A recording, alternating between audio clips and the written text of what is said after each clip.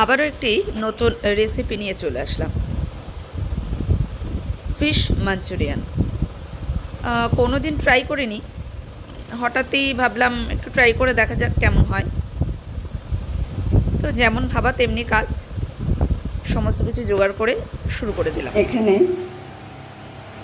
মাছটাকে ম্যারিনেট করে রাখা রয়েছে, আর এখানে ক্যাপসিকাম কুচানো রয়েছে, আর এখানে পেঁয়াজ কুচানো রয়েছে, আর এখানে আদা, রসুন আর কাঁচা লঙ্কা কুচানো রয়েছে। হবে একটা দারুণ রেসিপি, দেখতে থাকুন। এই রান্নাটাতে দু রকমের সস লাগছে, একটা হলো টমেটো সস, আর একটা হলো chilli sauce, green chilli sauce, আর হলো সঙ্গে একটু সয়া সস, একটু ভিনিগার, ব্যাস এইটুখানি, আর একটু কর্নফ্লাওয়ার গোলা, ব্যাস এইটুখানি। এই ম্যারিনেট করে রেখেছিলাম 1 ঘন্টা। এটা এখন মাছটা ভাজবো।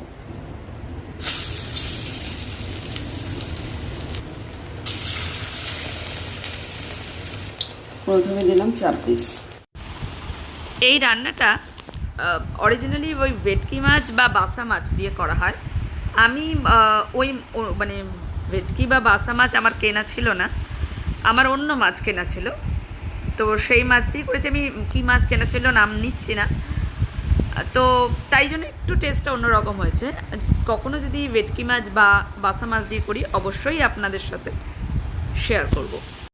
তো আমি মাছটা ভেজে তোলার পরেই তেলের মধ্যে আদা, রসুন আর কাঁচা লঙ্কা কুচি, তারপরেই ওই পেঁয়াজ কুচি দিয়ে দিয়েছি, আর সেটা একটু তাদের কাঁচা গন্ধ চলে যাওয়ার পরেই ক্যাপসিকাম কুচিটা দিয়ে দিয়েছি।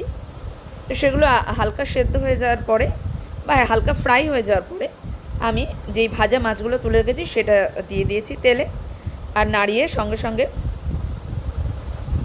কিছুক্ষণ নাড়িয়ে নেওয়ার পরে তারপরে যে সসটা গুলিয়ে রেখেছিলাম সেই সসটা দিয়ে দিয়েছি। সেটাও কিছুক্ষণ সাথে মাছের সাথে টস করার পরে কর্নফ্লাওয়ার যে গোলাটা ছিল সেটা দিয়ে দিয়েছি। এবার একটু ফুটতে দিতে হবে, ফুটলে নুন আর চিনিটা অ্যাডজাস্ট করে দিয়ে দেবো, আর তারপর ঢাকা দিয়ে দেবো। তারপর ওই ঝোলটা একটু গাঢ় গাঢ় হয়ে আসবে, তখনই আমরা নামিয়ে দেবো।